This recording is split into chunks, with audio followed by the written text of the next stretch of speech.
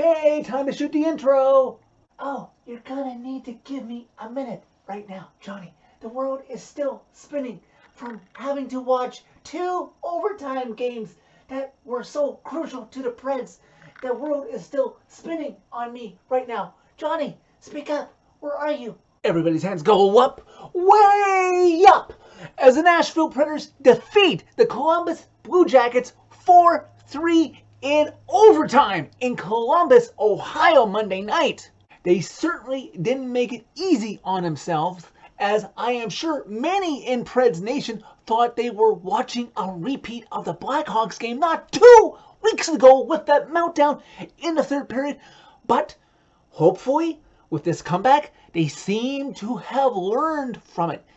Can they not repeat it the rest of this season, please? Colton Sissons, who has made every game of the Preds season this year, the only member of the Preds roster to do so, is missing his first game of the season tonight. Nick Cousins, who missed Saturday's game versus the Stars due to returning players, dresses in Sissons' place. The Preds are hungry and are generating chances early, including Erik Haula, who, believe it or not, seems to play inspired since the NHL trade deadline. It's almost as if he's feeling relaxed, like, oh my god, the trade speculation is gone that this one-year contract of mine was going to get shipped out of town, but this team is winning now, and this team wants me to stay, so let me help them make the playoffs.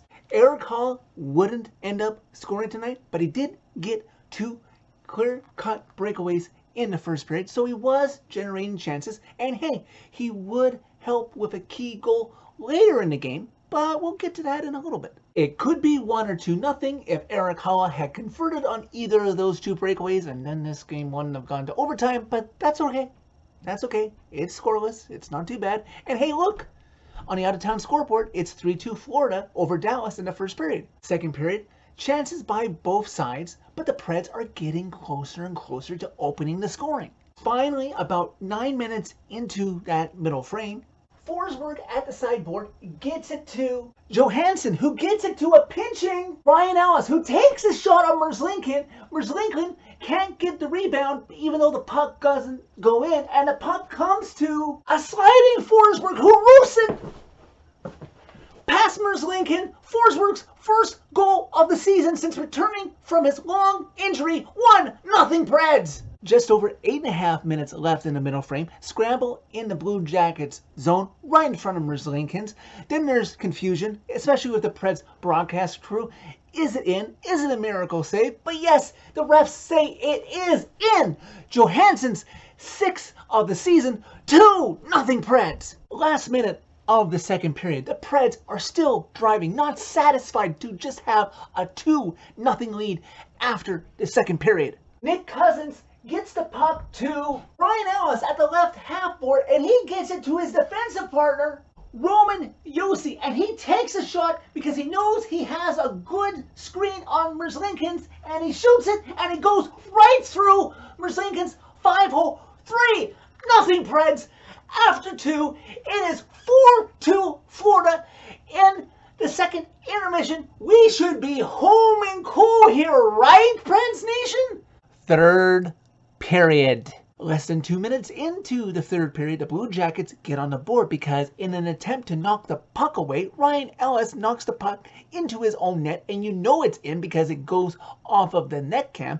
Emil Bedstrom cuts the Preds lead to 3-1. Blue Jackets aren't done, as with just over 7.5 into the third period, Nick Cousins provides a partial screen in front of UC Soros, and Emil Bedstrom cuts the Preds lead to 3-2. What is it with the Preds and 3-goal leads that they have these last 2 weeks? Because you figure they would have learned from that Chicago game and to stop the bleeding before it got worse, but they don't, as in just under 5 minutes left to go in regulation, Nick Cousins is in the box serving a delay of game penalty that he took, and the Blue Jackets complete the comeback. It's 3-3. The Preds have a knack for letting rookies score their first NHL goal against them, but thankfully Emil Bedstrom is not a rookie. It is his second season. But you know what they did do? They let Emil Bedstrom score his first 3 goals of the season against him to complete this 3-3 comeback. Preds players, the coaching staff, and I'm sure Preds Nation, who may have been in attendance, and certainly for those of us watching at home, feel so lucky to escape this game with 1 point. Oh, and would you look at that on the out-of-town scoreboard? It was 4-2 Florida after 2, and now they're going to overtime too, so Dallas is getting a point. Isn't that nifty? Regardless of what happens in the Florida-Dallas game in overtime, can the Preds recover and salvage that second point in overtime? Preds control the pace of overtime. They managed to outshoot Columbus overall for the extra period 5-0, just like they outshot Dallas on Saturday at home 5-0. The game continues, and just when you think this game might be forced to go to a shootout, Captain Roman Josi says, "All right, Blue Jackets, you've had your fun. You're not a playoff team like we're trying to be. This game is going to be over." Josi gets a pass from Eric Holla, who got his pass from Kalle Järnkrok, and Josi waits until the last possible moment and floats a shot on net, and it beats Merzlikins glove side 4-3. Preds win in overtime. And literally right after Josi scored that winning goal, I skipped the post game. I flipped right over to the Stars-Panthers overtime game just in time to see Andrei Barkov score the winner. And every Preds fan everywhere takes a deep sigh of relief. Why does this team seemingly enjoy tormenting us like this? I let out the biggest roar I believe I have let out this season when Josi scored that winner. Preds Nation, overall, we got the 2 results we wanted out of these 2 key games tonight. But why couldn't they have both happened in regulation and made it easier on our hearts? Instead, at the end of the night, the Preds only gained 1 point on the Stars. The Preds have 3 games left, are 4 points ahead of the Stars, who have 4 games left. With Dallas having those 4 games left, the tiebreaker is out of the question. Nashville is ahead by 3 in that column. Dallas has to beat Nashville by a point.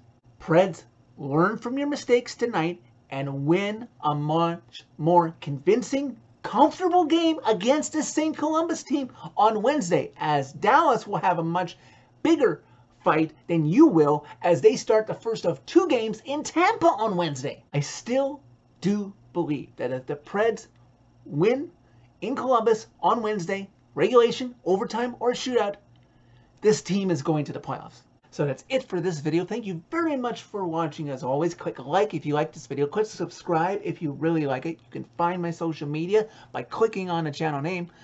MoneyPuck.com has the Preds playoff chances now at 91% of happening. Let's get her done on Wednesday.